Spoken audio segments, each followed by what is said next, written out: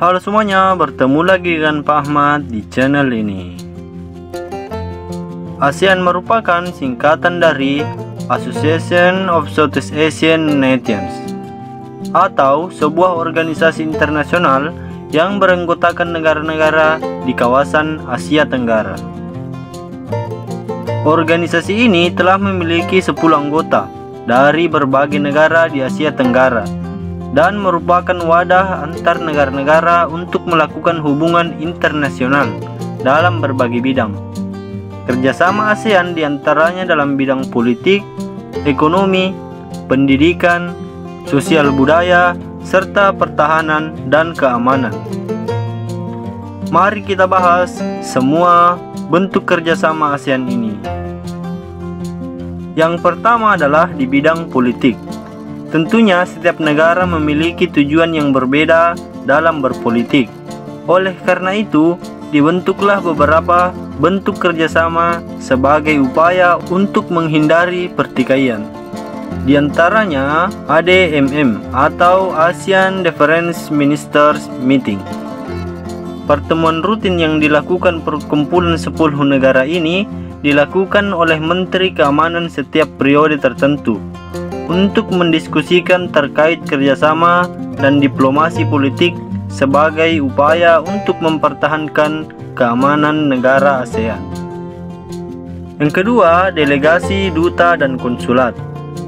Apabila melakukan kerjasama dengan negara-negara yang terdaftar dalam ASEAN, Indonesia sebagai negara kesatuan mengirimkan duta dan konsulat pada negara tersebut. Duta dan konsulat dalam hal ini sebagai perwakilan dari negara yang mengutus untuk menjalankan peran dalam menjaga stabilitas politik. Berikutnya, perjanjian ekstradisi. Setiap wilayah negara pasti memiliki warga negara yang melakukan kejahatan. Dengan perjanjian ekstradisi, negara ASEAN dapat memperoleh bantuan ketika seorang tersangka kejahatan melarikan diri ke kawasan negara ASEAN. Negara yang bergabung dalam ASEAN ini dapat membantu untuk mencari tersangka hingga dapat dikembalikan pada negara aslinya. Berikutnya, perjanjian kawasan bebas nuklir. Senjata nuklir merupakan salah satu senjata yang memiliki efek berbahaya apabila seseorang yang menggunakan senjata ini berada di wilayah ASEAN. Karenanya, dalam ASEAN terdapat perjanjian untuk secara keras melarang peracikan maupun penggunaan senjata nuklir. Berikutnya, perjanjian kawasan harmonis, bebas, damai, dan netral. Bebas berarti negara yang tergolong dalam ASEAN memiliki hak untuk melakukan kebijakan secara bebas, namun harus berpedoman pada perjanjian yang telah dibuat dan disahkan. Damai berarti 10 negara yang terdaftar dalam ASEAN harus menjaga situasi agar tetap damai hingga dapat hidup secara berdampingan.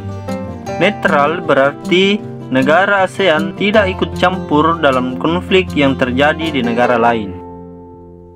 Selanjutnya, kita membahas kerjasama ASEAN di bidang ekonomi.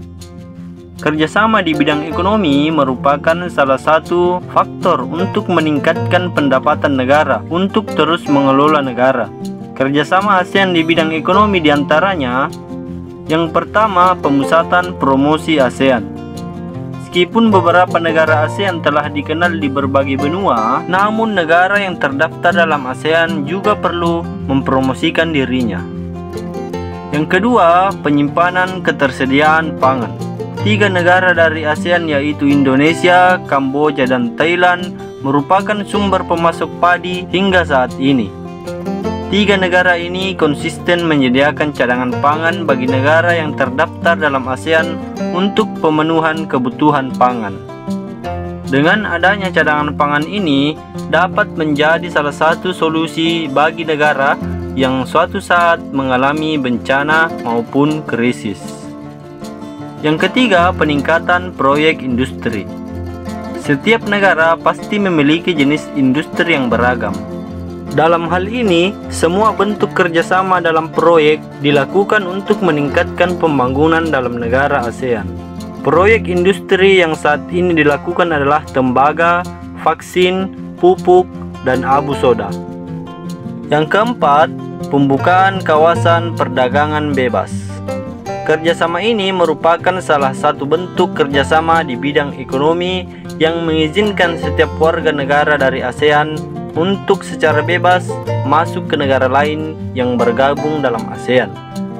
Dalam hal ini, warga negara tersebut dapat melakukan persaingan dari segi ilmu pengetahuan maupun tenaga, dan secara bebas dapat mencari pekerjaan. Yang terakhir adalah Koperasi ASEAN. Kerjasama dalam bidang ekonomi juga dikembangkan dalam bentuk koperasi atau yang disebut dengan ASEAN Cooperative Organization, yang merupakan organisasi yang bergerak di bidang koperasi untuk menjaga dan meningkatkan kesejahteraan anggota ASEAN. Selanjutnya, kita akan membahas kerjasama dalam bidang pendidikan. Pendidikan merupakan salah satu faktor penting untuk menghasilkan sumber daya manusia yang kreatif, cerdas, dan mampu menjadi penerus bagi negara asalnya. Kerjasama ASEAN di bidang pendidikan diantaranya penyelarasan standar ijazah antar negara anggota ASEAN. Yang kedua, peningkatan ilmu pengetahuan di kalangan pemuda ASEAN. Yang ketiga, pertukaran pelajar antar negara ASEAN, dibentuknya kelompok peneliti antar negara. Selanjutnya, kita akan membahas kerjasama ASEAN di bidang sosial budaya. Kerjasama di bidang sosial budaya dilakukan dengan cara pengembangan sumber daya manusia, memperluas lapangan kerja, bantuan dari berbagai pembangunan, serta bantuan yang dilakukan secara khusus pada wanita dan pemuda, dan juga pertukaran seniman antar negara ASEAN. Selanjutnya adalah kerjasama dalam bidang pertahanan dan keamanan. Dalam menjalankan pemerintahan di suatu negara, perlu melakukan kerjasama dengan negara lain. Setiap negara pasti memiliki pertahanan dan keamanannya sendiri, namun diperlukan upaya untuk mencegah terjadinya pertikaian antar negara. Dalam kerjasama di bidang ini telah terjalin 4 perjanjian yang terdiri dari perjanjian persahabatan, perjanjian kawasan bebas senjata nuklir, perjanjian komunitas dan keamanan, serta perjanjian ZOPFAN, Zone of Peace, Freedom, and Neutrality. Dalam hal ini, perjanjian yang dilakukan adalah untuk menciptakan kawasan yang damai, netral, dan bebas, sehingga keamanan dan pertahanan negara semakin kuat. Nah, sekian dulu informasi tentang kerjasama negara ASEAN.